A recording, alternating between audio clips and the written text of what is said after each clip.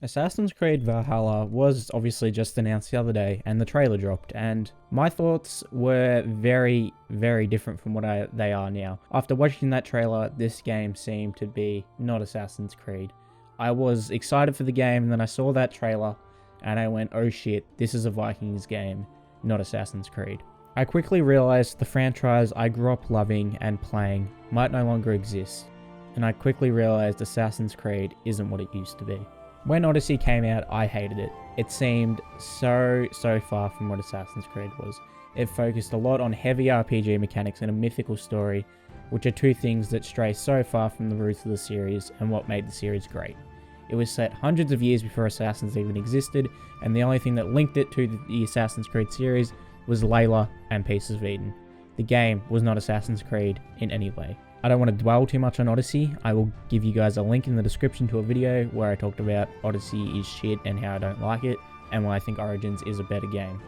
Now, the main reason for my excitement for Valhalla was the creative director and lead narrative writer. Lead creative director Ashraf Ismail is responsible for bringing us games like Black Flag and Origins, two of the best games of the series.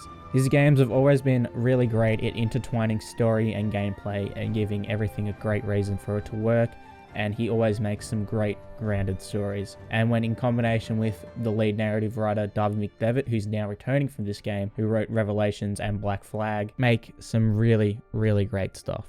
Look at Black Flag, that was an amazing game. There's a lot to look forward to just from the team itself. And I'm really excited to play as an assassin for the first time in 5 years. On top of all of this, the story looks more darker and grounded, which I think fits far better with the series, and it's something that I want to see more of continue throughout, and not games like Odyssey, which is a parody of Assassin's Creed. All this excitement I had was gone after watching that trailer, and after that I decided to read articles from Ubisoft, and it all just seemed like this game was about Vikings. It seemed to once again have multiple dialogue choices. We choose gender for the character. It's a heavily RPG focused game. I had massive issues with all of these things in Odyssey. Cassandra and Alexios were pretty much husks of characters. They could be ridiculously incoherent if I chose to do something completely out of character from the scripted scenes we saw in cutscenes. And I thought the same was going to happen in Valhalla. But I gained some pretty big amounts of hope back after reading and watching an interview with Darby and Ash. I quickly realized this is not the case.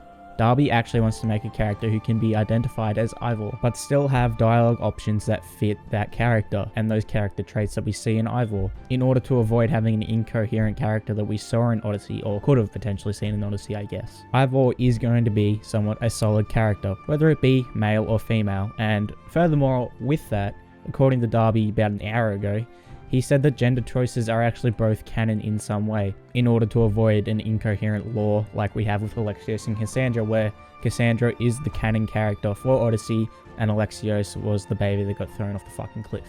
Look, obviously at the end of the day, I'd prefer not to have these dialogue options and gender choices, but I'm an old school fan of the series, and that's something that was never a part of the series recently until Odyssey.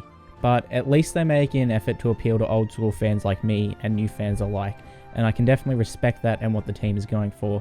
The story itself looks to focus on the main character of Eivor, who I just mentioned before, a Viking looking for a new home for his family and his people.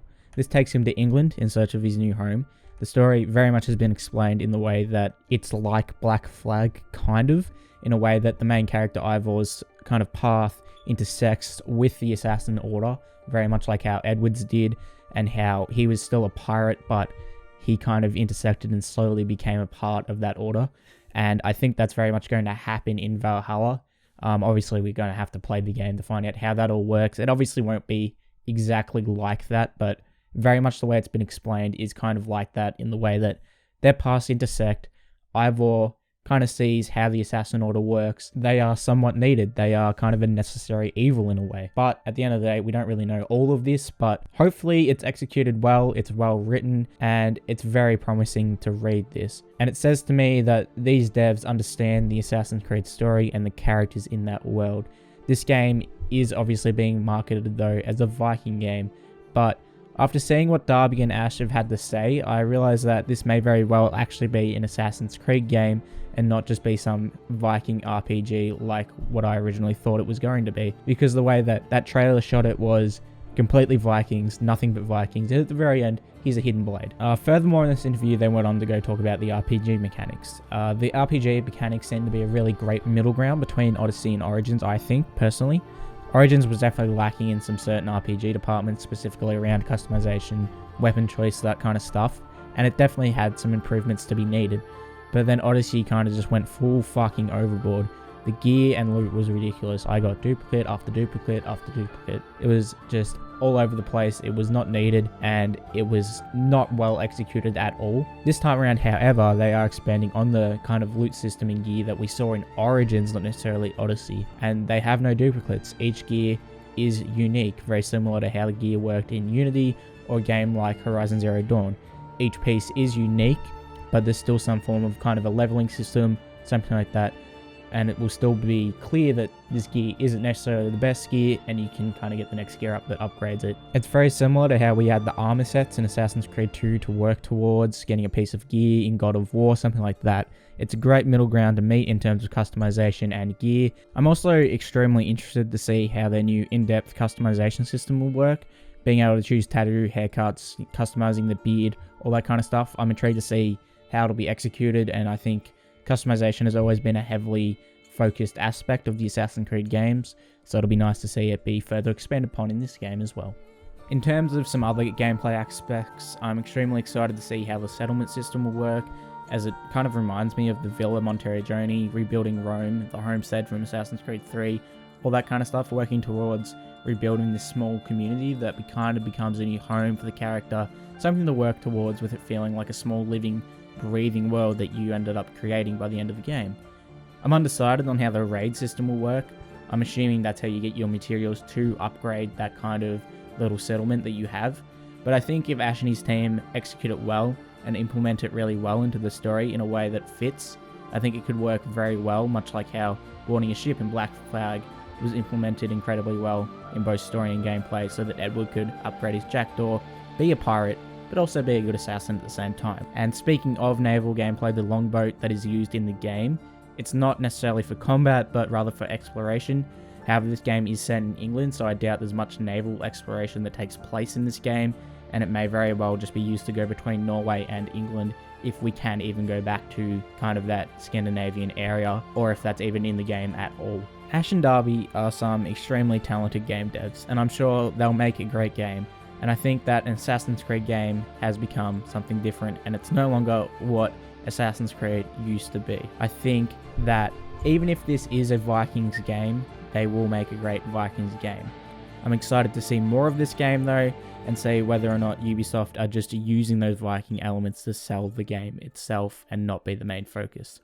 At first, this did seem the case, but after seeing what Darby and Ash have said, I think this is going to be very much an Assassin's Creed game with some heavy Viking elements throughout the game. Personally though, I would rather see the story of the millennia-old war between Assassins and Templars, with the protagonist having a purpose and a meaning in that war. I'm still skeptical and unsure, but this game is looking more and more promising, and it seems to be trying to meet that perfect middle ground between the old and new fans of the series. Ash and Darby really seem to understand the series and what it is, whilst also understanding what it has become. Do I think this game is worthy of being called Assassin's Creed and being a part of the Assassin's Creed series? I don't fucking know.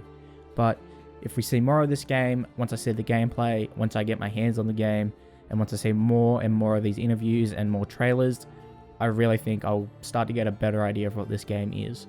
Unfortunately, it's being marketed as a Viking game by Ubisoft, and Ubisoft have clearly had some interference in the game itself, but I definitely think this game may very well be worthy of the Assassin's Creed name.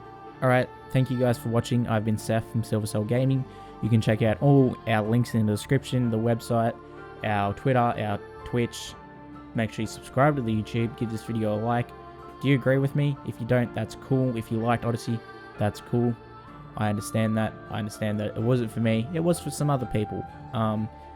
Yeah, all that good stuff.